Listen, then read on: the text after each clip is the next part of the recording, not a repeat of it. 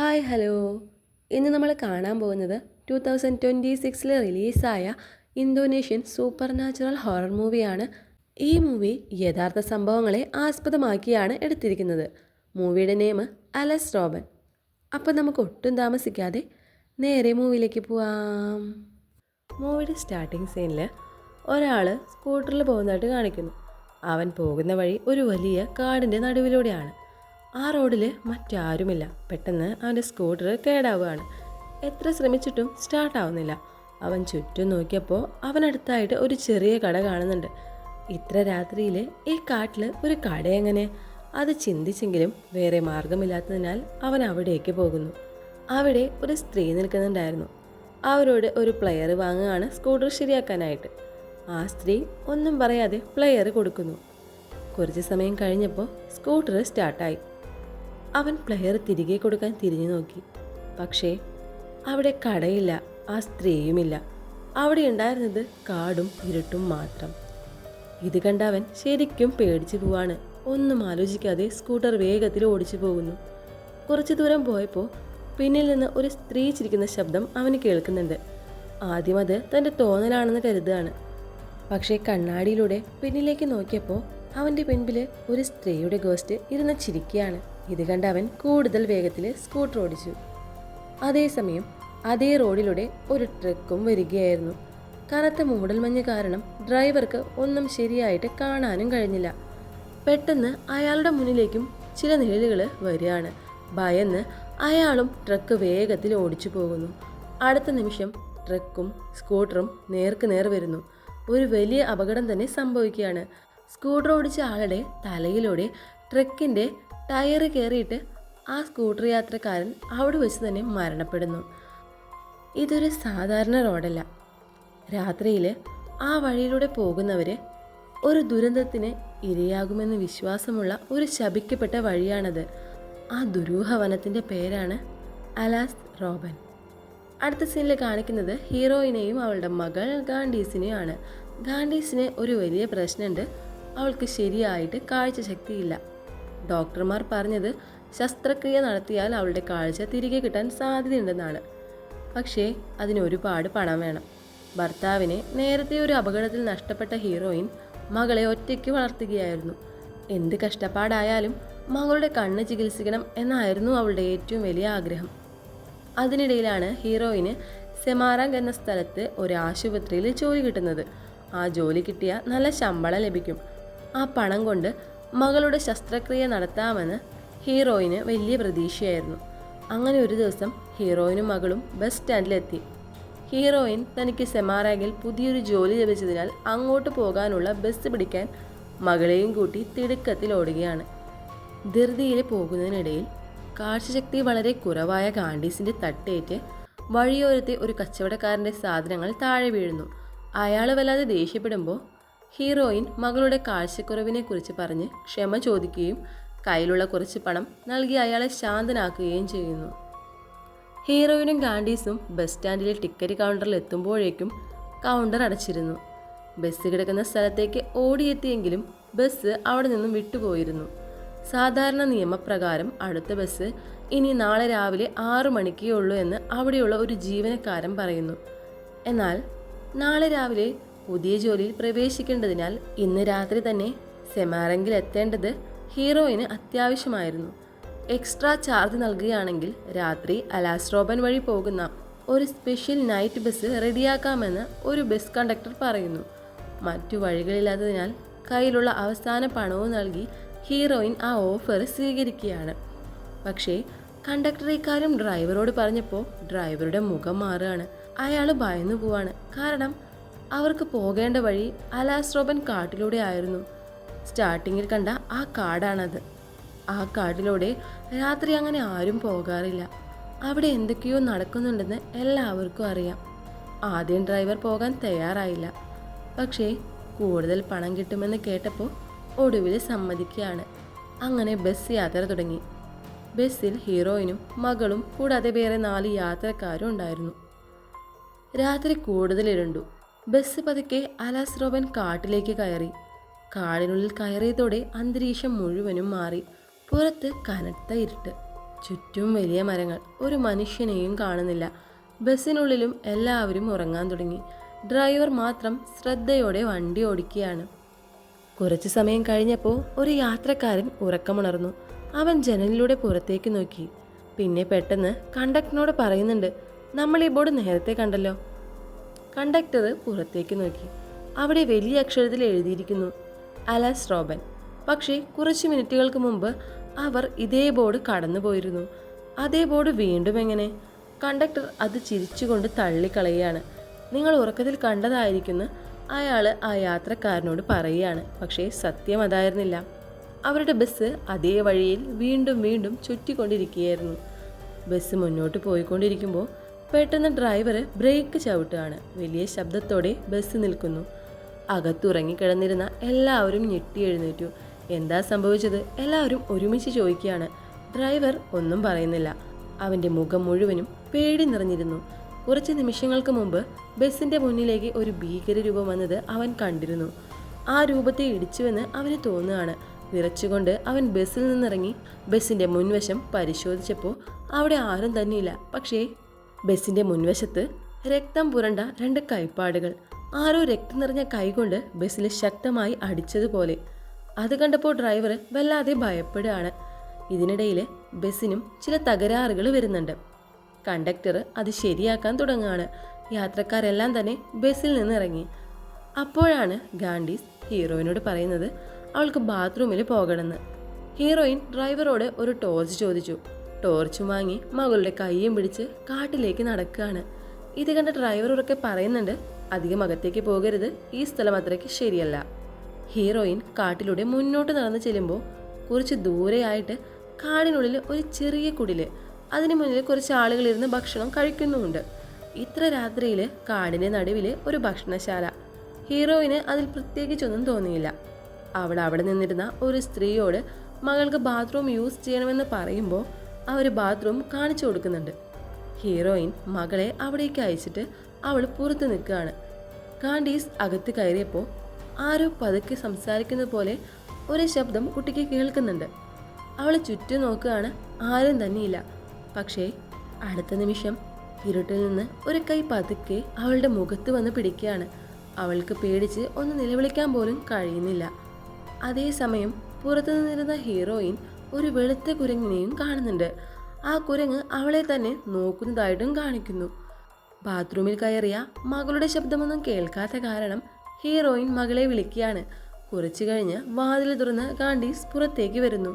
പക്ഷേ അവളുടെ മുഖത്ത് ഒരു വിചിത്രമായ പുഞ്ചിരി ഉണ്ടായിരുന്നു. സാധാരണ കാണുന്ന ആ കുഞ്ഞിൻ്റെ ചിരിയല്ല അത്. ആ കുടിലുണ്ടായിരുന്ന സ്ത്രീ അവരെ നിർബന്ധിച്ച് കുറച്ച് പഴങ്ങളൊക്കെ അവർക്ക് കഴിക്കാനും കൊടുക്കുന്നുണ്ട്. കുറച്ചു കഴിഞ്ഞ് അമ്മയും മകളും അവിടെ നിന്ന് ഇറങ്ങുകയാണ്. തിരിഞ്ഞു നോക്കാതെ നേരെ ബസ്സിലേക്ക് നടന്നു. പക്ഷേ അവർ പോയ ഉടൻ ആ കുടിലും അവിടെ ഉണ്ടായിരുന്ന ആളുകളും ഒരു നിമിഷം കൊണ്ട് മറഞ്ഞു പോവാണ്. അവിടെ വീണ്ടും കാടും ഇരുട്ടും മാത്രം. കുറച്ചു സമയം കഴിഞ്ഞ് ബസ്സിൻ്റെ തകരാറ് ശരിയാക്കി എല്ലാവരും വീണ്ടും ബസ്സിൽ കയറി യാത്ര തുടരുന്നു. പക്ഷേ അവരോടൊപ്പം വേറെ ചിലരും ബസ്സിൽ കയറിയിട്ടുണ്ടായിരുന്നു. അവരെ സാധാരണ മനുഷ്യരുടെ കണ്ണുകൾക്ക് കാണാൻ കഴിയില്ലായിരുന്നു. അത് ആത്മാക്കളായിരുന്നു. അവ നിശബ്ദമായി ബസ്സിനുള്ളിൽ ഇരിക്കുകയാണ്. പിറ്റേന്ന് രാവിലെ ബസ് സെമേറാങ്കിലെത്തി. ഹീറോയിന് സെമേറാങ്കിലെ ഹോസ്പിറ്റലിൽ മോർച്ചറിയിൽ പുതിയ അഡ്മിനിസ്ട്രേറ്റീവ് ഓഫീസറായിട്ട് ജോലി ലഭിച്ചിരിക്കുന്നത്. അവിടെയുള്ള ആംബുലൻസ് ഡ്രൈവറായ ആൻഡ്രോയെ അവൾ പരിചയപ്പെടുന്നു. മകളുടെ കണ്ണിൻ്റെ ഓപ്പറേഷന് ഹോസ്പിറ്റലിൽ നിന്ന് ലഭിക്കുന്ന ഡിസ്കൗണ്ടിനെ കുറിച്ച് ചോദിക്കുമ്പോൾ 1 വർഷത്തെ സേവനത്തിന് ശേഷം 50% ഇളവ് ലഭിക്കുമെന്ന് ഹീറോയിൻ അറിയുന്നു. പിന്നീട് മാർക്കറ്റിൽ വെച്ച് 2 പേര് പത്രം വായിച്ച് സംസാരിക്കുന്നത് ഹീറോയിൻ കേൾക്കുകയാണ്. 2 ദിവസം മുമ്പ് അലസ് റോബനിൽ വെച്ച് നടന്ന അപകടത്തിൽ 3 പേര് മരിച്ചു. ആ വഴി വളരെ ശാപം പിടിച്ചതാണ്. അവിടുത്തെ ദുഷ്ടശക്തികൾക്ക് മനുഷ്യരുടെ രൂപം സ്വീകരിക്കാൻ പോലും കഴിയും. ഇതെല്ലാം കേട്ട ഹീറോയിന് ഉള്ളിൽ ചെറിയൊരു ഭയം തോന്നുന്നുണ്ട്. അടുത്ത സീനിൽ ഹീറോയിനും മകളും അവളുടെ കസിനായ തിക്കയുടെ വീട്ടിലാണ് താമസിക്കുന്നത്. തിക്കയുടെ ഭർത്താവ് ഒരു ഗവൺമെൻറ് ഡോക്ടറാണ്. മാസത്തിലൊരിക്കൽ മാത്രമേ അയാൾ വീട്ടിൽ വരാറുള്ളൂ. തൻ്റെ ഭർത്താവ് മകളുടെ കണ്ണിൻ്റെ ചികിത്സയ്ക്കായി ഓവർ ടൈം ജോലി ചെയ്യുന്നതിനിടയിലാണ് ഒരു അപകടത്തിൽ മരിച്ചതെന്ന് ഹീറോയിൻ സങ്കടത്തോടെ ഓർക്കുന്നു.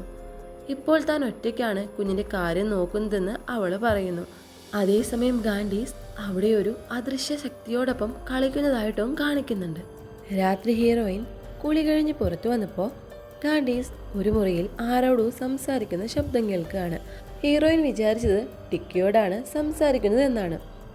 എൻ്റെ കണ്ണ് ശരിയായ ഞാൻ അമ്മയെയും ടിക്ക ആൻറ്റിയെയും കൂടി ഒരുപാട് സ്ഥലങ്ങൾ കാണാൻ പോകും എന്നൊക്കെ ഗാൻഡീസ് പറഞ്ഞുകൊണ്ടിരിക്കുകയാണ്. ഇതേ സമയത്ത് തന്നെ ടിക്ക ഹീറോയിൻ്റെ അടുത്തേക്ക് വരികയാണ്. അപ്പോൾ ഹീറോയിൻ ശരിക്കും ഞെട്ടിപ്പോവാണ്. ടിക്ക ഇവിടെയാണെങ്കിൽ അകത്ത് ഗാൻഡീസിൻ്റെ കൂടെ ആരായിരിക്കും സംസാരിക്കുന്നുണ്ടാവുക? ഭയന്ന് ഹീറോയിൻ വാതിലിൻ്റെ അടിയിലൂടെ നോക്കുന്നുണ്ട്. മകളുടെ കാലിനോടൊപ്പം വേറെയും ഒരു ജോഡി കാലുകൾ ആരോ അവളുടെ മുന്നിൽ നിൽക്കുകയായിരുന്നു. ഹീറോയിൻ ഉടൻ വാതിൽ തുറക്കുകയാണ്. പക്ഷേ മുറിക്കുള്ളിൽ ഗാൻഡീസ് മാത്രം. അവൾ കിടക്കിയിൽ ശാന്തമായി ഉറങ്ങുകയാണ്. മറ്റാരുമില്ല. ഹീറോയിൻ ഒന്നും മനസ്സിലാകാതെ മുറിയിലെ ജനലും അടച്ച് പുറത്തേക്ക് വരികയാണ്. പക്ഷെ അവൾ കണ്ടത് വെറും തോന്നലായിരുന്നില്ല. ആ രാത്രി മുതൽ ആരോ എപ്പോഴും മകളുടെ കൂടെ ഉണ്ടായിരുന്നു. അടുത്ത ദിവസം രാവിലെ ഹീറോയിൻ ജോലിക്ക് പോവാണ്. ഗാൻഡീസിനെ നോക്കാനായിട്ട് ടിക്ക വീട്ടിലുമുണ്ട്. ഉച്ച സമയത്ത് ടിക്ക കാണുകയാണ് ഗാൻഡീസ് ഒരു ഡ്രോയിങ് ബുക്കിൽ ചിത്രം വരയ്ക്കുകയാണ്. ടിക്ക ആ ചിത്രം നോക്കിയപ്പോൾ അവൾ ഞെട്ടിപ്പോണുണ്ട്. അത് ഒരു ബസ്സിൻ്റെ ചിത്രമായിരുന്നു. ചുറ്റും വലിയ കാട്. അവർ വന്ന ആ അലസ് റോബൻ കാട് തന്നെ.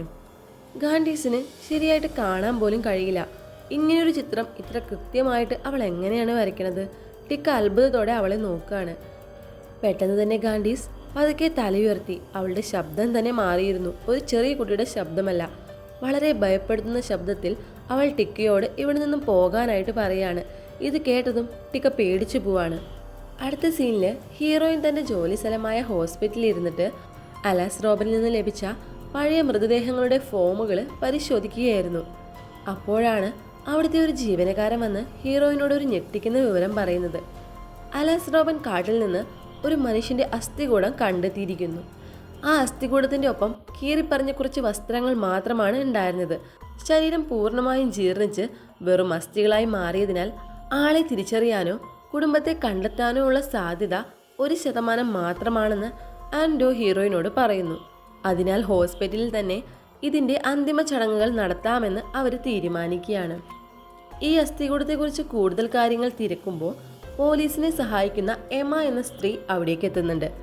അലസ് റോബൻ കാടിനെക്കുറിച്ചും അവിടുത്തെ രഹസ്യങ്ങളെക്കുറിച്ചും ആഴത്തിലുള്ള അറിവുള്ള ആളാണ് എമ. അലസ് റോബനിൽ വെളുത്ത കുരങ്ങിനെ കാണുന്ന അതേ സ്ഥലത്താണ് ഈ അസ്ഥികൂടം കണ്ടെത്തിയത്. ഇത് കേട്ടതും ഹീറോയിൻ ഷോക്ക് ആവുകയാണ്. കാരണം സെമേറങ്കിലേക്ക് വരുന്ന വഴി ബസ് കേടായപ്പോൾ മകളെയും കൂട്ടി കാടിനുള്ളിലെ ടോയ്ലറ്റിലേക്ക് പോയ സമയത്ത് ഹീറോയിൻ അവളുടെ സ്വന്തം കണ്ണുകണ്ട് ഇതേ വെളുത്ത കുരങ്ങിനെ കണ്ടിട്ടുണ്ടായിരുന്നു. വെളുത്ത കുരങ്ങിനെ കാണുന്നത് ആ അമാനുഷിക മായാലോകത്തിൻ്റെ കവാടം കടന്നതിന് തുല്യമാണെന്നും അത് കണ്ടവരുടെ ജീവിതത്തിലേക്ക് വലിയൊരു ശാപമാണ് കടന്നു വന്നിരിക്കുന്നതെന്നും ഹീറോയിന് അപ്പോൾ ബോധ്യമാവുകയാണ്. രാത്രിയിൽ അലസ് റോബൻ കാട്ടിലെ ടോയ്ലറ്റിൽ വെച്ച് കേട്ട അതേ ഭയാനകമായ ശബ്ദങ്ങളും മുറുമുറുപ്പുകളും കേട്ട് ഗാൻഡീസ് ഞെട്ടിയുണർന്ന് കട്ടിലിൽ എഴുന്നേറ്റിരിക്കുകയാണ്. ഈ സമയത്ത് അവരുടെ അടച്ചിട്ട മുറിയുടെ വാതിൽ യാതൊരു കാരണവുമില്ലാതെ തനിയെ തുറക്കുന്നു. പേടിച്ചിരണ്ട ഗാൻഡീസ് ഹീറോയിനെ ഭയത്തോടെ വിളിക്കുന്നു. ശബ്ദം കേട്ട് ഓടിയെത്തിയ ഹീറോയിൻ തൊട്ടു നോക്കുമ്പോൾ ഗാൻഡീസിന് ശരീരം കടുത്ത പനി കാരണം വല്ലാത്ത ചൂടായിരുന്നു. വിയർത്ത് കുളിച്ച അവസ്ഥയിലായിരുന്നു അവള്. കടുത്ത ഭയത്തോടെ മകള് ഹീറോയിനോട് വിറച്ചുകൊണ്ട് പറയാണ്, അവർ വരുന്നുണ്ടമ്മേ, ഇവിടെ വല്ലാതെ ദുർഗന്ധം വരുന്നു. പനി അമിതമായതുകൊണ്ട് ഗാൻഡീസ് വിഭ്രാന്തിയിൽ പറയുന്നതാണെന്ന് ഹീറോയിൻ തെറ്റിദ്ധരിക്കുന്നു. അവളോട് പേടിക്കാതെ കിടക്കാൻ പറഞ്ഞ് നെറ്റിയിൽ തുണി നനച്ചിടാനായി വെള്ളവും തുണിയും എടുക്കാൻ ഹീറോയിൻ മുറിക്ക് പുറത്തേക്ക് പോവാണ്. ഹീറോയിൻ മുറിക്ക് പുറത്തിറങ്ങി നടക്കുന്ന അതേ സമയം അലസ് റോബൻ കാട്ടിലെ അനേകം പ്രേതാത്മാക്കൾ ഓരോന്നായി ആ മുറിക്കുള്ളിലേക്ക് കടന്നു വരാൻ തുടങ്ങുകയാണ്. കണ്ണുകൾക്ക് കാഴ്ചശക്തി കുറവാണെങ്കിലും ആ അമാനുഷിക ശക്തികളുടെ സാന്നിധ്യം ഗാൻഡീസിന് വ്യക്തമായി അനുഭവപ്പെടുന്നുണ്ട്. അവൾ ഭയന്ന് വിറച്ച് കട്ടിൽ നിന്ന് എഴുന്നേറ്റ് ആത്മാക്കളുടെ നിയന്ത്രണത്തിലെന്ന പോലെ മുറിക്ക് പുറത്തേക്ക് നടക്കുന്നു. ഹോളിൽ വന്ന് ജനലിലേക്ക് നോക്കി നിൽക്കുകയാണ്. കാട്ടിലെ കുടിലിൽ വെച്ച് അവർക്ക് ഭക്ഷണം നൽകുകയും ഗാൻഡീസിനെ വശീകരിക്കുകയും ചെയ്ത ആ ദുരൂഹ സ്ത്രീയുടെ രൂപം അവൾക്ക് കാണുന്നു. സാധാരണ മനുഷ്യരൂപത്തിൽ കണ്ട ആ സ്ത്രീ ഇപ്പോൾ അതീവ ഭയാനകമായി തലയിലൊരു കിരീടമെല്ലാം വെച്ച് ജനൽ ചില്ലയിലൂടെ മുറിക്കുള്ളിലേക്ക് കുട്ടിയെ അല്പം വിചിത്രമായ ചിരിയോടെ ഉറ്റുനോക്കിക്കൊണ്ട് നിൽക്കുകയാണ്. ഇതേ സമയം ഹീറോയിൻ ഗാൻഡീസിനെ വന്ന് വിളിക്കുന്നുണ്ട്. പക്ഷേ ഗാൻഡീസിന്റെ പനി കുറയ്ക്കാനുള്ള പരിഭ്രാന്തിയിലായതിനാൽ ഹീറോയിൻ ജനലിലേക്ക് ശ്രദ്ധിക്കുന്നില്ല. അടുത്ത ദിവസം വീട്ടിൽ വെച്ച് ഗാൻഡീസ് വിചിത്രമായ രീതിയിൽ ഒരു പാവയെ മുന്നിൽ വെച്ച് ആരോടോ സംസാരിക്കുന്നത് തിക്ക കാണുന്നു. ആരുമില്ലാത്ത മുറിയിലെ കുട്ടി സംസാരിക്കുന്നത് കണ്ട തിക്ക അത്ഭുതപ്പെട്ട് ചോദിക്കുമ്പോൾ താൻ കടയിലെ ആ സ്ത്രീയോട് സംസാരിക്കുക എന്നാണ് ഗാൻഡീസ് പറയുന്നത്. തുടർന്ന് അവളുമായി തിക്ക സംസാരിക്കുമ്പോൾ നമുക്ക് ഒളിച്ചുകളി കളിക്കാന്ന് ഗാൻഡീസ് തിക്കയോട് പറയുന്നു. തിക്ക കണ്ണുകളടച്ച് 1 മുതൽ 10 വരെ എണ്ണാൻ തുടങ്ങുന്നു. എണ്ണിത്തീർന്ന് കണ്ണുകൾ തുറക്കുന്ന തിക്കയ്ക്ക് തൊട്ടുമുന്നിൽ തികച്ചും ഭയാനകമായ ഒരു പ്രേതരൂപം പ്രത്യക്ഷപ്പെടുന്നു. പേടിച്ചിരണ്ട തിക്ക പെട്ടെന്ന് അവിടുത്തെ ഒരു അലമാരയുടെ കതക് അടയുന്നത് കാണുകയും ഗാൻഡീസ് അതിനുള്ളിൽ ഒളിച്ചതാണെന്ന് കരുതി അത് തുറന്ന് നോക്കുകയും ചെയ്യാണ്. എന്നാൽ അലമാരയ്ക്കുള്ളിൽ ആരും തന്നെ ഉണ്ടായിരുന്നില്ല. അപ്പോഴാണ് ഗാൻഡീസ് തിക്കയുടെ പിറകിലൂടെ അതിവേഗം ഓടിപ്പോകുന്നത്. തിക്ക അവളെ തിരഞ്ഞ് ബാത്റൂമിലേക്കും പോയി നോക്കുന്നുണ്ട്. ബാത്റൂമിന്റെ വാതിലിന് പുറകിലായിട്ട് ഒരു ഗോസ്റ്റിനെ നമുക്ക് കാണാം. തുടർന്ന് ഡൈനിങ് ടേബിളിന്റെ താഴെ ഗാൻഡീസ് ഒളിച്ചിരിക്കുന്നത് കണ്ട് തിക്ക മേശവിരി മാറ്റി നോക്കുമ്പോഴും അവിടെയും ആരും ഉണ്ടായിരുന്നില്ല. തീരെ കാഴ്ചശക്തിയില്ലാത്ത ഒരു കുട്ടി വീട്ടിലെ ഒരു വസ്തുവിലും തട്ടുകയോ തടഞ്ഞു വീഴുകയോ ചെയ്യാതെ ഇത്രയും വേഗത്തിൽ അങ്ങോട്ടും ഇങ്ങോട്ടും ഓടുന്നത് തിക്കയിൽ വലിയ അത്ഭുതവും ഭയവും ഉണ്ടാക്കുകയാണ്. ഗാൻഡീസിനുള്ളിൽ ഏതോ അമാനുഷിക ശക്തി പ്രവർത്തിക്കുന്നുണ്ടെന്ന് തിക്ക തിരിച്ചറിയാണ്. നിയന്ത്രണം വിട്ട് ഓടുന്ന ഗാൻഡീസ് വീണു പോകരുതെന്ന് കരുതി തിക്ക അവളെ തടയാനും പിടിച്ചു നിർത്താനും ശ്രമിക്കുകയാണ്. എന്നാൽ അതോടെ ഗാൻഡീസിന്റെ ഭാവം പൂർണ്ണമായും മാറുന്നു. ഒരു കൊച്ചുകുട്ടിക്ക് ഉണ്ടാക്കാൻ സാധിക്കാത്ത വിധം അമാനുഷികമായ ശക്തിയോടെ ഗാൻഡീസ് തിക്കയെ ശക്തിയായി തള്ളി മാറ്റുകയാണ്. ആ തള്ളലിന്റെ ആഘാതത്തിൽ തിക്ക ദൂരേക്ക് തെറിച്ചു വീഴുകയും അവളുടെ കയ്യിൽ ആഴത്തിൽ മുറിവേറ്റ് രക്തം വരാൻ തുടങ്ങുകയും ചെയ്യുന്നു. നിലത്ത് വീണ തിക്ക ഭയത്തോടെ തലയുയർത്തി നോക്കുമ്പോൾ കാണുന്നത് ഗാൻഡീസിന്റെ രൂപത്തിൽ വന്ന വിചിത്രമായ മാറ്റമാണ്. ഗാൻഡീസിന്റെ 2 കണ്ണുകളും പൂർണ്ണമായും കറുപ്പ് നിറമായി മാറിയിരുന്നു. സാധാരണ കുട്ടിയുടേതല്ലാത്ത വളരെ ഭയാനകവും ഗൗരവമുള്ളതുമായ ഒരു ശബ്ദത്തിൽ ഗാൻഡീസ് വിറച്ചുകൊണ്ട് തിക്കയോട് പറയുകയാണ്, ഞാൻ ഗാൻഡീസ് അല്ല. ഇതെല്ലാം കണ്ട തിക്ക പേടിച്ചിരിക്കുകയാണ്.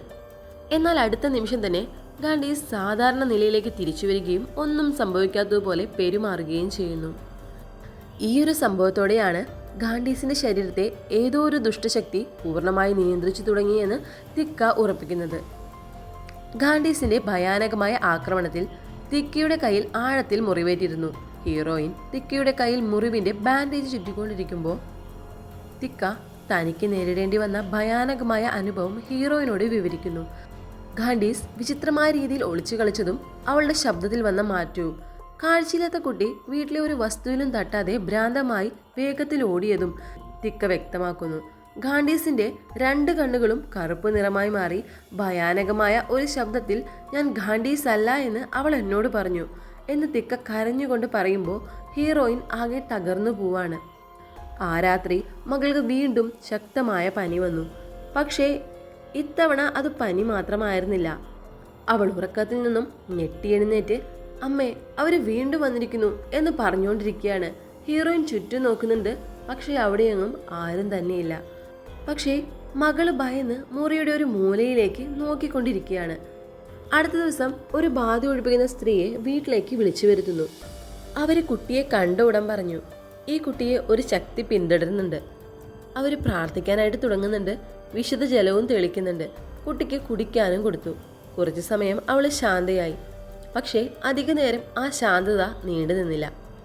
ഇതേ സമയത്ത് ആൻഡോ ഒരു വാർത്തയുമായി എത്തി.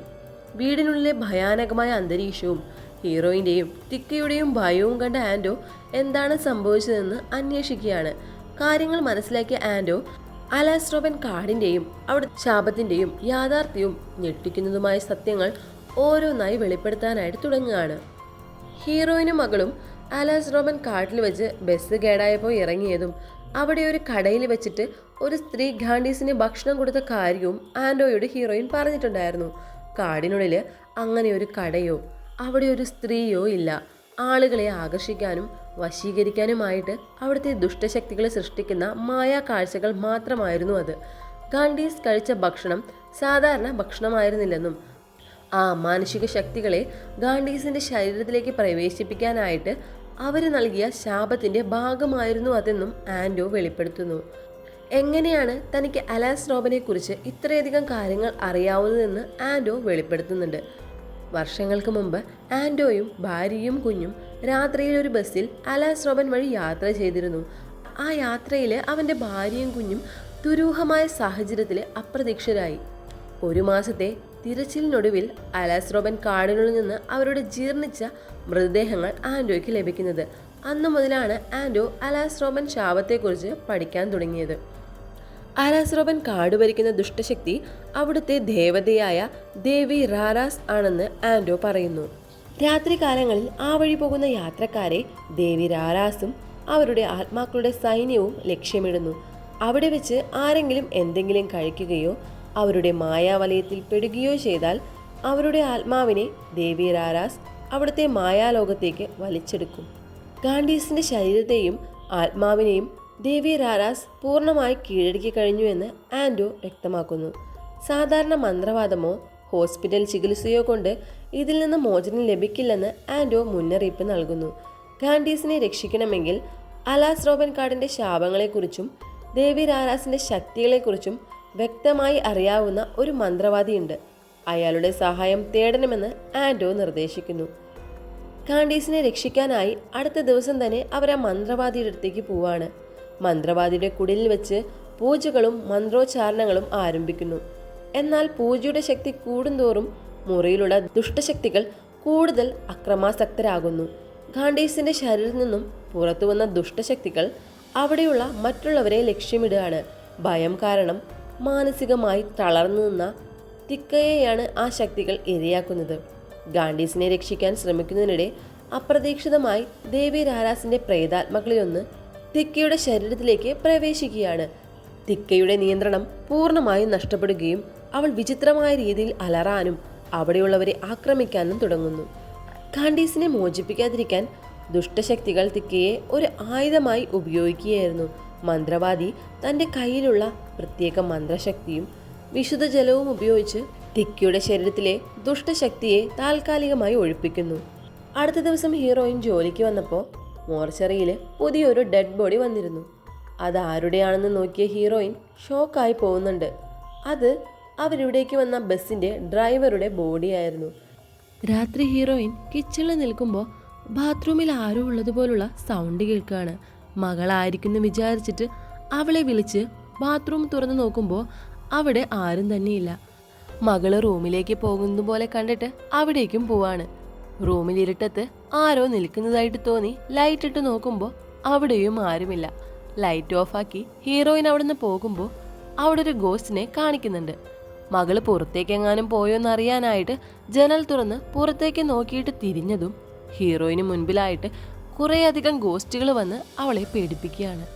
ഹീറോയിൻ നിലവിളിച്ചുകൊണ്ട് എഴുന്നേൽക്കുകയാണ്. അത് ഹീറോയിൻ കണ്ട ഒരു സ്വപ്നം മാത്രമായിരുന്നു. എഴുന്നേറ്റ് നോക്കുമ്പോൾ മകള് അടുത്തില്ല. മകള് ഹോളിലിരുന്ന് എന്തോ വരയ്ക്കുന്നത് കണ്ട് അവിടെ പോയി നോക്കിയപ്പോൾ ഹീറോയിൻ കാട്ടിൽ വെച്ച് കണ്ട ആ കുരങ്ങിന്റെ ഫോട്ടോയായിരുന്നു അത്. ഹീറോയിൻ ഗാണ്ടീസിനെ വിളിക്കുകയാണ്. ഗാണ്ടീസ് തലയുയർത്താണ്. എന്നിട്ട് അമ്മയ്ക്ക് എന്നെ ഇപ്പോൾ തീരെ ഇഷ്ടമില്ലാന്ന് ഹീറോയിനോട് പറയാണ്. എന്നിട്ട് അവളുടെ കണ്ണ് സ്വയം കുത്തി പൊട്ടിക്കുകയാണ്. ഇത് കണ്ട ഹീറോയിൻ പേടിച്ച് അലറി വിളിക്കുന്നു. ഇതും ഹീറോയിൻ കണ്ട ഒരു സ്വപ്നമായിരുന്നു. മകള് അവളുടെ അടുത്ത് തന്നെ കിടക്കുന്നുണ്ടായിരുന്നു. അവളുടെ കയ്യില് ഒരു പേപ്പർ ചുരുട്ടി പിടിച്ചിരിക്കുന്നത് കണ്ട് അത് തുറന്നു നോക്കിയപ്പോൾ അതില് ആ കുരങ്ങിന്റെ ഫോട്ടോ വരച്ചതായിരുന്നു. അടുത്ത ദിവസം വീട്ടിൽ വന്ന ആൻഡോയോട് അന്ന് ഹോസ്പിറ്റലിൽ വെച്ച് കണ്ട സ്ത്രീയെപ്പറ്റി ഹീറോയിൻ ചോദിക്കുന്നുണ്ട്. അവർക്ക് എങ്ങനെ അറിയാം ഞാൻ കാട്ടിൽ വെച്ചിട്ട് ആ കുരങ്ങിനെ കണ്ട കാര്യം? എനിക്ക് അവരുടെ അടുത്തേക്ക് പോകണം. അവർക്ക് ചിലപ്പോൾ എന്നെ സഹായിക്കാൻ പറ്റിയേക്കാം. ആ സ്ത്രീയുടെ പേര് എമ എന്നാണെന്നും അവർക്ക് ആ കാടിനെ പറ്റി നല്ല അറിവുണ്ടെന്നും ആൻഡോ പറയുന്നു. അടുത്ത ദിവസം തന്നെ എല്ലാവരും എമ്മയുടെ വീട്ടിലേക്ക് പുറപ്പെടുകയാണ്. മകളുടെ അവസ്ഥ ഓരോ മണിക്കൂറും മോശമായി കൊണ്ടിരിക്കുകയാണ്. എമ്മയുടെ വീട്ടിലെത്തിയ ഉടൻ എമ്മ കുട്ടിയെ ശ്രദ്ധിച്ച് നോക്കുന്നുണ്ട്. കുറച്ച് നിമിഷങ്ങൾ അവരൊന്നും പറയാതെ നിൽക്കുകയാണ്. എന്നിട്ട് അവർ പറയുന്നുണ്ട്, നിങ്ങൾ വളരെ വൈകിയാണ് ഇവിടേക്ക് വന്നതെന്ന്. ഇത് കേട്ട ഹീറോയിൻ വിഷമത്തോടെ എൻ്റെ മകളെ രക്ഷിക്കാൻ പറ്റില്ലേ എന്ന് കരഞ്ഞുകൊണ്ട് ചോദിക്കുകയാണ്. എമ്മ ശാന്തമായിട്ട് പറയുകയാണ്, രക്ഷിക്കാൻ ഒരു വഴിയുണ്ട്. പക്ഷേ അത് വളരെ അപകടമുള്ള വഴിയാണ്. അതിനുശേഷം എമ അലസ് റോബൻ കാടിൻ്റെ പഴയ കഥ പറയാനായിട്ട് തുടങ്ങുന്നു. ഒരുപാട് വർഷങ്ങൾക്ക് മുമ്പ് ആ കാട് ഒരു സാധാരണ കാടായിരുന്നു. പക്ഷേ കാലക്രമേണ അവിടെ ഒരുപാട് കൊലപാതകങ്ങളും അപകടങ്ങളും നടന്നു. പലരുടെയും ജീവൻ അവിടെ നഷ്ടപ്പെട്ടു. അങ്ങനെ ആ സ്ഥലം പതിയെ ഒരു ശപിക്കപ്പെട്ട സ്ഥലമായി മാറി. അവിടെ മരിച്ചവരുടെ ആത്മാക്കൾക്ക് ഒരിക്കലും സമാധാനം കിട്ടിയിട്ടില്ല. അവരെ നിയന്ത്രിക്കുന്ന ഒരു ശക്തി ആ കാട്ടിലുണ്ടെന്നാണ് നാട്ടുകാർ വിശ്വസിക്കുന്നത്. ആ ശക്തിയെയാണ് എല്ലാവരും ദേവി റാരാസ് എന്ന് വിളിക്കുന്നത്.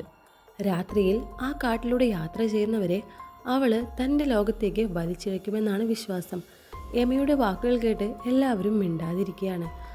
രാത്രിയിൽ ആ കാട്ടിലെ കുടിലിൽ പോയപ്പോൾ ഗാണ്ടീസിൻ്റെ മേൽ ആ ശക്തിയുടെ അടയാളം വീണു. അത് ഓരോ ദിവസവും ശക്തമാവുകയാണ്. സമയം കഴിയുമ്പോൾ അവളുടെ ആത്മാവ് ആ ലോകത്തേക്ക് പോകും. ഇത് കേട്ടപ്പോൾ ഹീറോയിൻ പൊട്ടിക്കരയാണ്. യമ കുറച്ചു നേരം ആലോചിച്ചതിന് ശേഷം ഒരു വഴിയുണ്ടെന്ന് പറയാണ്. കുട്ടിയെ വീണ്ടും അലസ് റോബൻ കാട്ടിലേക്ക് കൊണ്ടുപോകണം. ആ വാക്കുകൾ കേട്ടതും എല്ലാവരും ഞെട്ടിപ്പോവാണ്. വീണ്ടും ആ കാട്ടിലേക്കോ? ഹീറോയിൻ ആദ്യം അത് സമ്മതിക്കാതിരിക്കുകയാണ്. എൻ്റെ മകളെ വീണ്ടും ഞാൻ അവിടേക്ക് കൊണ്ടുപോകില്ല എന്ന് പറഞ്ഞ് അവിടെ നിന്നും ഇറങ്ങുകയാണ്. പക്ഷേ വീട്ടിലേക്ക് മടങ്ങിയ ശേഷം മകളുടെ അവസ്ഥ കൂടുതൽ മോശമായി. അവൾ ഭക്ഷണം കഴിക്കുന്നത് നിർത്തുകയാണ്. ഉറക്കവും കുറഞ്ഞു. ഒറ്റയ്ക്ക് ആരോടും സംസാരിച്ചുകൊണ്ടിരിക്കുകയാണ്. ചിലപ്പോൾ അവൾ ജനലിന് പുറത്തേക്ക് നോക്കി ചിരിച്ചുകൊണ്ടിരിക്കും, ചിലപ്പോൾ കരയും. ഒരു ദിവസം രാത്രി ഹീറോയിൻ ഉറക്കത്തിൽ നിന്ന് എഴുന്നേറ്റപ്പോൾ മകളെ കിടക്കയിൽ കാണുന്നുണ്ടായിരുന്നില്ല. അവൾ പേടിച്ചിട്ട് വീട് മുഴുവനും അന്വേഷിക്കുകയാണ്. ഒടുവിൽ വീട്ടുമുറ്റത്ത് മകൾ നിൽക്കുന്നതായിട്ട് കണ്ടു. അവൾ ആകാശത്തേക്ക് നോക്കി എന്തോ പറയുകയായിരുന്നു. ഹീറോയിൻ ഓടിച്ചെന്ന് മകളെ വിളിക്കുകയാണ്. അതേസമയം ഗാണ്ടീസ് നിലത്തേക്ക് വീണു, ബോധം നഷ്ടപ്പെടുകയാണ്. ഇത് കണ്ട ഹീറോയിൻ പേടിച്ച് അവളെ ഉടൻ ആശുപത്രിയിലേക്ക് കൊണ്ടുപോയി. അവിടെ എത്തിയ എമ കുട്ടിയെ പരിശോധിച്ച ശേഷം ഒരു കാര്യം പറയാണ്. ഇനി നമുക്ക് സമയമില്ല. ഇപ്പോൾ തന്നെ അലസ് റോബൻ കാട്ടിലേക്ക് പോയില്ലെങ്കിൽ ഈ കുട്ടിയെ ഇനി രക്ഷിക്കാൻ കഴിയില്ല. ആ വാക്കുകൾ കേട്ടപ്പോൾ ഹീറോയിന് വേറെ വഴിയില്ലെന്ന് മനസ്സിലാവുകയാണ്. മകളുടെ ജീവന് വേണ്ടിയാണ് ഹീറോയിൻ ഈ തീരുമാനം എടുക്കുന്നത്. എത്ര പേടിയുണ്ടായിരുന്നാലും അവൾ അലസ് റോബൻ കാട്ടിലേക്ക് തിരികെ പോകാൻ തീരുമാനിക്കുകയാണ്. അങ്ങനെ ഹീറോയിനും മകളും ടിക്കയും ആൻഡോയും എമ്മയും എല്ലാവരും വീണ്ടും ആ ശപിക്കപ്പെട്ട കാട്ടിലേക്ക് യാത്ര തിരിച്ചു. സൂര്യൻ അസ്തമിച്ചപ്പോൾ അവർ കാടിൻ്റെ അതിർത്തിയിലെത്തി. അകത്തേക്ക് കയറും തോറും അന്തരീക്ഷം മാറാനായിട്ട് തുടങ്ങുകയാണ്. മരങ്ങൾക്കിടയിൽ കാറ്റ് വിചിത്രമായി ശബ്ദമുണ്ടാക്കിക്കൊണ്ടിരിക്കുന്നു. പക്ഷികൾ പോലും അവിടെ ഉണ്ടായിരുന്നില്ല. ചുറ്റും ഭയപ്പെടുത്തുന്ന നിശബ്ദത മാത്രം. എമ അവരെ കാടിൻ്റെ വളരെ പഴക്കമുള്ള ഒരു സ്ഥലത്തേക്ക് കൊണ്ടുപോവാണ്. അവിടെ നേരത്തെ തന്നെ ചില പൂജയ്ക്കുള്ള ഒരുക്കങ്ങളും നടത്തിയിട്ടുണ്ടായിരുന്നു. നിലത്ത് വലിയൊരു വൃത്തം വരച്ചിരുന്നു. അതിൻ്റെ നടുക്കിലെ കുട്ടിയെ കിടത്തി. ഹീറോയിൻ അവളുടെ കൈ മുറുകെ പിടിച്ചിരുന്നു. എമയും മറ്റുള്ളവരും പ്രാർത്ഥന തുടങ്ങി. ആദ്യമൊക്കെ എല്ലാം ശാന്തമായിരുന്നു. പക്ഷേ ഏതാനും നിമിഷങ്ങൾക്കുള്ളിൽ അന്തരീക്ഷം പൂർണ്ണമായും മാറി. ശക്തമായ കാറ്റ് വീശി തുടങ്ങി. മരക്കൊമ്പുകൾ ശക്തിയായി ആടാൻ തുടങ്ങുകയാണ്. ചുറ്റും വിചിത്രമായ ശബ്ദങ്ങളും കേട്ടു തുടങ്ങി. മകളുടെ ശരീരം ശക്തമായി വിറയ്ക്കാനായിട്ട് തുടങ്ങുന്നു. എമ പ്രാർത്ഥന നിർത്തിയില്ല. പക്ഷേ പെട്ടെന്ന് എമയുടെ കൂടെയുണ്ടായിരുന്ന ചടങ്ങുകൾ നടത്തിയിരുന്ന മറ്റൊരു സ്ത്രീ ബോധം കെട്ട് നിലത്ത് വീഴുന്നു. ചടങ്ങ് പകുതിയിൽ തന്നെ നിലച്ചു പോവാണ്. എമയ്ക്ക് ഉടൻ മനസ്സിലായി ദേവി റാരാസ് ഈ ചടങ്ങ് സ്വീകരിച്ചിട്ടില്ല എന്ന്. എല്ലാവരുടെയും മുഖത്ത് നിരാശ നിറയുകയാണ്. പക്ഷേ ഹീറോയിൻ എമയുടെ മുൻപിൽ മുട്ടുകുത്തി കരഞ്ഞുകൊണ്ട് പറയുന്നുണ്ട്, എൻ്റെ മകളെ രക്ഷിക്കാൻ എന്ത് വേണമെങ്കിലും ഞാൻ ചെയ്യാമെന്ന്. എമ അവളെ നോക്കി പിന്നെ ശാന്തമായി പറഞ്ഞു, അങ്ങനെയാണെങ്കിൽ ഈ ചടങ്ങ് നീ തന്നെ പൂർത്തിയാക്കണം. ഹീറോയിന് മന്ത്രങ്ങളോ ആചാരങ്ങളോ ഒന്നും അറിയില്ലായിരുന്നു. എങ്കിലും മകളെ രക്ഷിക്കാൻ അവൾ തയ്യാറാവുകയാണ്. എമ പറയുന്ന ഓരോ പ്രാർത്ഥനയും ഹീറോയിൻ ആവർത്തിച്ചു. ചടങ്ങ് വീണ്ടും തുടങ്ങി. കുറച്ച് നിമിഷങ്ങൾക്ക് ശേഷം ഹീറോയിൻ്റെ കണ്ണുകൾ പതുക്കെ അടയാണ്. അവൾ ബോധം കെട്ടു വീണു. പക്ഷേ യഥാർത്ഥത്തിൽ സംഭവിച്ചത് മറ്റൊന്നായിരുന്നു. ഹീറോയിൻ്റെ ആത്മാവ് മനുഷ്യരുടെ ലോകം വിട്ട് ആത്മാക്കളുടെ ലോകത്തേക്ക് കടന്നിരുന്നു. അവിടെ എല്ലായിടത്തും കനത്ത മൂടൽമഞ്ഞ്, ഇരുട്ട്, അലഞ്ഞു നടക്കുന്ന നിഴലുകൾ. അനേകം ആത്മാക്കൾ അവളെ നോക്കി നിൽക്കുന്നുണ്ടായിരുന്നു. എന്നാലും ഹീറോയിൻ ഭയപ്പെട്ടില്ല. അവൾക്ക് ഒരേ ഒരു ലക്ഷ്യം മാത്രം, അവളുടെ മകളെ കണ്ടെത്തണം. അവൾ മുന്നോട്ട് നടന്നു. പക്ഷേ ഓരോ ചൂടിലും ഭയാനകമായ ആത്മാക്കൾ അവളുടെ വഴി തടഞ്ഞു. ചിലത് അവളെ പേടിപ്പിക്കാൻ ശ്രമിച്ചു, ചിലത് അവളെ തെറ്റായ വഴിയിലേക്ക് വിളിച്ചു. ഒരു ഘട്ടത്തിൽ അവൾ വലിയൊരു കുഴിയിലേക്ക് വീണു പോവാണ്. അതേസമയം യഥാർത്ഥ ലോകത്തിൽ കിടക്കുന്ന ഹീറോയിൻ്റെ വായിൽ നിന്നും രക്തവും വരുന്നുണ്ട്. ഇത് കണ്ട എമ ഞെട്ടിപ്പോവാണ്. ഹീറോയിൻ്റെ ജീവനും അപകടത്തിലാണ്. അവൾ ഉടൻ ആൻഡോയോട് പറയുന്നുണ്ട് ഉടൻ തന്നെ ഉസ്താദ് മെബയെ വിളിച്ചുകൊണ്ട് വരാനായിട്ട്. ആൻഡോ ഒരു നിമിഷം പോലും പാഴാക്കാതെ കാട്ടിൽ നിന്ന് പുറത്തേക്ക് ഓടുന്നു. ആത്മാക്കളുടെ ലോകത്തിലെ ഹീറോയിൻ ഇരുട്ടിലൂടെ മകളെ അന്വേഷിച്ചുകൊണ്ട് മുന്നോട്ട് നടക്കുകയാണ്. ചുറ്റും കനത്ത മൂടൽമഞ്ഞ്, വിചിത്രമായ ശബ്ദങ്ങൾ. ആരോ ഹീറോയിൻ്റെ പേര് വിളിക്കുന്നത് പോലെ അവൾക്ക് തോന്നുന്നുണ്ട്. പക്ഷേ അതൊന്നും അവൾ ശ്രദ്ധിച്ചതേയില്ല. അവളുടെ മനസ്സിൽ ഒരു ചിന്ത മാത്രം, എൻ്റെ മകളെ കണ്ടെത്തണം. അതേസമയം യഥാർത്ഥ ലോകത്തിൽ ഉസ്താദ് മബ കാട്ടിലെത്തി. എമയും മറ്റ് സഹായികളും ചേർന്ന് വീണ്ടും പ്രാർത്ഥനകൾ തുടങ്ങുകയാണ്. അവർക്കറിയാമായിരുന്നു ഇനി കുറച്ച് സമയം മാത്രമേ ബാക്കിയുള്ളൂ എന്ന്. ഇതിനിടെ ആത്മാക്കളുടെ ലോകത്തിൽ ഹീറോയിന് അകലെ നിന്ന് മകളുടെ ശബ്ദം കേൾക്കുകയാണ്. ആ ശബ്ദം കേട്ടതും അവൾ ഓടിച്ചെന്ന് നോക്കിയപ്പോൾ മകള് അവിടെ ഇരിക്കുന്നുണ്ടായിരുന്നു. അവളുടെ അടുത്ത് ചെന്ന് മകളെ വിളിച്ചപ്പോൾ മകൾക്ക് കണ്ണുകളില്ലായിരുന്നു. മുഖം ഭയാനകമായി മാറിയിരുന്നു. ആ നിമിഷം ഹീറോയിൻ മനസ്സിലാക്കുകയാണ് ഇത് തൻ്റെ മകളല്ല, ആത്മാക്കൾ ഒരുക്കിയ ഒരു വലയാണെന്ന്. അവൾ ഉടൻ പിന്നോട്ട് മാറിപ്പോവാണ്. അപ്പോഴേക്കും ആ രൂപം ഭയാനകമായി ചിരിക്കാനും പതുക്കെ അവിടുന്ന് മറഞ്ഞു പോവാനും തുടങ്ങി. അതേസമയം യഥാർത്ഥ ലോകത്തിൽ ആൻഡോ ചടങ്ങിനായി കുറച്ച് വെള്ളമെടുക്കാനായി കാടിനുള്ളിലേക്ക് പോവാണ്. വഴിമധ്യേ ആ ദുഷ്ടാത്മാവ് അവനെയും ആക്രമിക്കുന്നുണ്ട്. ആൻഡോ നിലത്ത് വീണ് ബോധം കെട്ടു പോവാണ്. ആ അവസ്ഥയിൽ വർഷങ്ങൾക്ക് മുമ്പ് മരിച്ച ആൻഡോയുടെ ഭാര്യയെയും മകളെയും അവൻ കാണുകയാണ്. അവർ ആൻഡോയോട് പറയാണ്, നീ ഇവിടെ നിൽക്കരുത്, ഇവിടെ നിന്ന് പോകൂ, നീ മരിക്കരുത് എന്ന്. കുറച്ചു നേരത്തിന് ശേഷം ആൻഡോയ്ക്ക് ബോധം തിരിച്ചു വരുന്നുണ്ട്. അവൻ ജലമെടുത്ത് വീണ്ടും ചടങ്ങ് നടക്കുന്ന സ്ഥലത്തേക്ക് ഓടിച്ചെല്ലാണ്. അതേസമയം ആത്മാക്കളുടെ ലോകത്തിൽ ഹീറോയിൻ്റെ മകള് അവരാദ്യം പോയ ആ പഴയ കുടിലിനുള്ളിലേക്ക് ചെല്ലുകയാണ്. അവിടെ നിരവധി ആത്മാക്കളുണ്ടായിരുന്നു. അവിടേക്ക് ദേവി റാറാസ് വരുന്നുണ്ട്. ഗാണ്ടീസ് പേടിച്ചുകൊണ്ട് ചോദിക്കുകയാണ്, എൻ്റെ അമ്മ എവിടെയെന്ന്. ദേവി റാറാസ് ചെറുതായി ചിരിച്ചുകൊണ്ട് പറയാണ്, അവളുമുടൻ ഇവിടെ എത്തും. ഇനി ഇതാണ് നിങ്ങളുടെ ലോകമെന്ന്. ഇത് കേട്ട കുട്ടി കരഞ്ഞുകൊണ്ട് അവിടെ നിന്ന് ഓടിപ്പോകുന്നുണ്ട്. ഇതേ സമയം തന്നെ ഹീറോയിൻ്റെ മുൻപിൽ ഒരു വലിയ കടുവ പ്രത്യക്ഷപ്പെടുകയാണ്. ആദ്യം അത് ആക്രമിക്കാനായിട്ട് വരുന്നുണ്ട്. പക്ഷേ യഥാർത്ഥ ലോകത്തിൽ നടക്കുന്ന പ്രാർത്ഥനയുടെ ശക്തി കാരണം ആ കടുവ ശാന്തമായി. അല്പസമയത്തിന് ശേഷം ഹീറോയിൻ അവളുടെ മകളെ കണ്ടെത്തുകയാണ്. രണ്ടുപേരും പരസ്പരം ഓടി വന്ന് കെട്ടിപ്പിടിച്ച് കരയാണ്. അമ്മേ, എനിക്ക് പേടിയാകുന്നെന്ന് ഗാണ്ടീസ് പറയുമ്പോൾ ഹീറോയിൻ അവളെ ചേർത്ത് പിടിച്ചിട്ട്, ഞാൻ വന്നല്ല മോളെ, നീ ഒന്നുകൊണ്ടും പേടിക്കണ്ടെന്ന് പറഞ്ഞ് അവളെ ആശ്വസിപ്പിക്കുകയാണ്. ഹീറോയിൻ മകളുടെ കൈ മുറുകെ പിടിച്ച് ആത്മാക്കളുടെ ലോകത്തിൽ നിന്ന് പുറത്തേക്കുള്ള വലിയ കവാടത്തിലേക്ക് നടന്നു.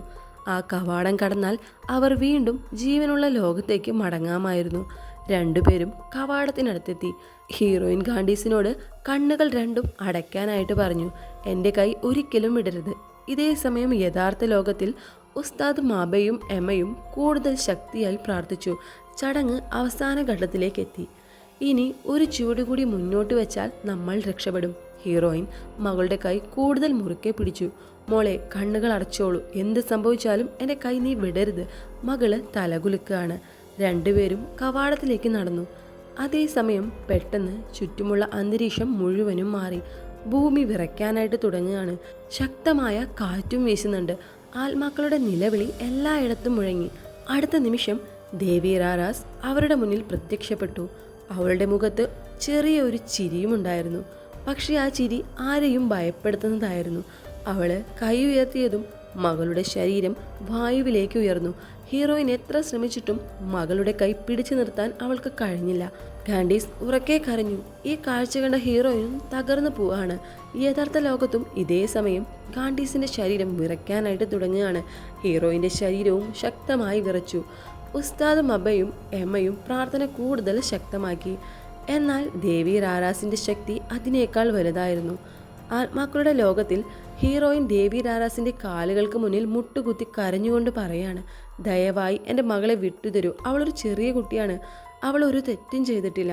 പക്ഷേ ദേവി റാറാസ് ശാന്തമായി മറുപടി പറഞ്ഞു, അവൾ ഇനി എൻ്റെ ലോകത്തിൻ്റെതാണ്. ഇത് കേട്ട ഹീറോയിൻ വീണ്ടും അപേക്ഷിക്കുകയാണ്, അവളെ കൊണ്ടുപോകരുത്, പകരം എൻ്റെ ജീവൻ എടുത്തോളൂ, എൻ്റെ ആത്മാവ് ഞാൻ തരാം, എൻ്റെ മകളെ മാത്രം വിട്ടുതരൂന്ന്. ആ വാക്ക് കേട്ടപ്പോൾ ദേവി റാറാസ് ആദ്യമായി നിശബ്ദയായി. നൂറ്റാണ്ടുകളായിട്ട് സ്വന്തം ജീവൻ കൊടുത്തിട്ട് മറ്റൊരാളെ രക്ഷിക്കാൻ ആരും ഇതുവരെയും തയ്യാറായിരുന്നില്ല. ഒരു അമ്മയുടെ സ്നേഹം അവളുടെ മുന്നിൽ നിന്നിരുന്നു. കുറച്ച് നിമിഷം കഴിഞ്ഞ് ദേവി റാറാസ് പതുക്കെ മകളെ താഴേക്കിറക്കി അവളുടെ പിടിവിട്ടു. മകൾ ഓടി വന്ന് ഹീറോയിനെ കെട്ടിപ്പിടിച്ചു. അതേസമയം യഥാർത്ഥ ലോകത്തിൽ ഗാണ്ടീസിന്റെ ശരീരം ശാന്തമായി. അവൾ പതുക്കെ കണ്ണുകൾ തുറന്നു. എമ്മയും ആൻഡോയും സന്തോഷത്തോടെ അവളെ നോക്കി. പക്ഷേ ഹീറോയിൻ അനങ്ങിയില്ല. ടിക്ക അവളെ വിളിച്ചു, വീണ്ടും വീണ്ടും വിളിച്ചു. പക്ഷേ ഒരു മറുപടിയും ഉണ്ടായില്ല. എമ്മ ഹീറോയിൻ്റെ അടുത്ത് ചെന്ന് അവളുടെ കൈ പിടിച്ച് നോക്കുകയാണ്. ഹീറോയിൻ്റെ ജീവൻ നഷ്ടപ്പെട്ടിരുന്നു. ആൻഡോയുടെയും ടിക്കയുടെയും കണ്ണുകൾ നിറയുകയാണ്. മകളൊന്നും മനസ്സിലാകാതെ അമ്മയെ കുലുക്കി വിളിക്കുന്നുണ്ട്. അമ്മ എഴുന്നേൽക്ക്, എന്നെ വിട്ട് പോകരുതേ എന്നൊക്കെ പറയുന്നുണ്ട്. പക്ഷേ ഹീറോയിൻ ഇനി ഒരിക്കലും കണ്ണു തുറക്കില്ല. സ്വന്തം മകളുടെ ജീവന് വേണ്ടി ഒരമ്മ സ്വന്തം ജീവൻ തന്നെ ത്യജിക്കുകയാണ്. കുറച്ച് ദിവസങ്ങൾക്ക് ശേഷം ഗാണ്ടീസിന്റെ കണ്ണിന്റെ ശസ്ത്രക്രിയ വിജയകരമായി നടന്നു. ജീവിതത്തിൽ ആദ്യമായി അവൾ വ്യക്തമായി ലോകം കണ്ടു. പക്ഷേ ആദ്യം കാണാൻ ആഗ്രഹിച്ച മുഖം അമ്മയുടെ മുഖമായിരുന്നു. അതിന് പകരം അമ്മയുടെ ഫോട്ടോയാണ് അവൾ കണ്ടത്. ആ ചിത്രം നെഞ്ചോട് ചേർത്ത് പിടിച്ച് അവൾ പൊട്ടിക്കരിയാണ്. ടിക്കയും ആൻഡോയും അവിടെ ഉണ്ടായിരുന്ന എല്ലാവരും ഹീറോയിൻ്റെ ത്യാഗമോർത്ത് കണ്ണീരൊഴുക്കി. ഈ ഒരു സീനോടുകൂടിയാണ് ഈ മൂവിയുടെ അവസാനിക്കുന്നത്. ഇത് വെറും ഒരു ഹൊറർ കഥ മാത്രമല്ല, ഒരമ്മ തൻ്റെ മകളെ രക്ഷിക്കാനായിട്ട് എത്ര വലിയ ത്യാഗം ചെയ്യുമെന്ന് കാണിച്ചു തരുന്ന ഒരു മൂവി കൂടിയാണിത്. അപ്പോൾ എല്ലാവർക്കും ഈ മൂവി ഇഷ്ടമായി എന്നാണ് വിചാരിക്കുന്നത്. ഇഷ്ടമാണെങ്കിൽ ഒന്ന് സപ്പോർട്ട് ചെയ്യണം. അടുത്ത നല്ലൊരു മൂവിയായിട്ട് പിന്നീട് കാണാം.